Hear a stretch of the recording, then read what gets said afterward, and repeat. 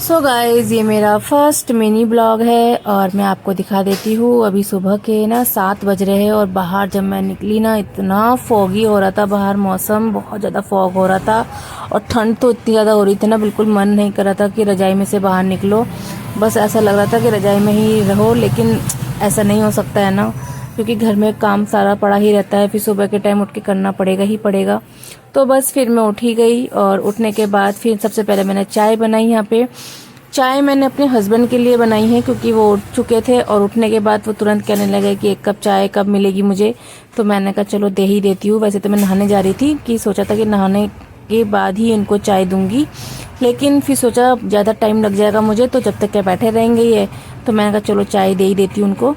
फिर उसके बाद मैं नहा धो के आ गई हूँ और अब मैं जो है सबसे पहले मैं ठाकुर जी को उठाऊंगी, क्योंकि हमारे गोपाल ठाकुर भी जो है वो भी सो रहे हैं। आप देखिए कितने क्यूट लग रहे हैं यहाँ पे गोपाल जी सोते हुए। अभी मैं दिखाती हूँ आपको, बहुत ही अच्छे लगते हैं। तो मन नहीं कर रहा था कि उन्हें भी उठाऊँ, क्योंकि सर्दी का टाइम है बहुत ज़्यादा और सुबह अभी 7:30 8 बजे 8 का टाइम हो रहा था शायद, और मैंने कहा 8 बजे भी सुबह उठाऊँ कि चलो, फिर उठाना तो था ही। तो यहाँ पे मैंने ठाकुर जी को भी उठा दिया है और उनको भी स्नान वगैरह करा दिया है, उनको भोग लगा दिया है और उनकी यहाँ पे मैंने पूजा भी कर ली है। तो ये पूजा मैं आज इसलिए कर रही हूँ क्योंकि माँ घर में नहीं है, मेरी मदर इन लॉ वो गई हुई है अपनी बेटी के यहाँ पे और मेरे बच्चे भी गए हुए हैं। तो घर में वैसे तो सिर्फ मैं और मेरे हस्बैंड ही है और कोई भी नहीं है, तो इसलिए मुझे उनकी आज सेवा करनी पड़ी और मुझे ये बहुत अच्छा लग रहा था उनकी सेवा करते हुए। लेकिन माँ की जैसी पूजा तो खैर मैं नहीं कर पाती हूँ, कोशिश पूरी की है। तो चलिए यहाँ पे मैं आपको दिखा देती हूँ। यहाँ पे अब मैं बना रही हूँ चाय नहाने के बाद, और यहाँ पे ना सब्जी रखी हुई है राजमा की, कल मैंने बनाया था राजमा, तो इसलिए सोचा कि आज मैं कुछ भी सब्जी नया नहीं बनाऊंगी, क्योंकि कल का राजमा रखा हुआ है और हम सिर्फ घर में 2 ही जन खाने वाले हैं, मैं और मेरे हस्बैंड। तो आज सोचा कि आज इसी सब्जी को ख़त्म करेंगे। तो मैं बस अब जो राजमा जो बना हुआ था और इसी को ही मैं लंच में दे दूंगी हस्बैंड को, और इसे मैं ही भी अपने साथ ले जाऊंगी शॉप पे।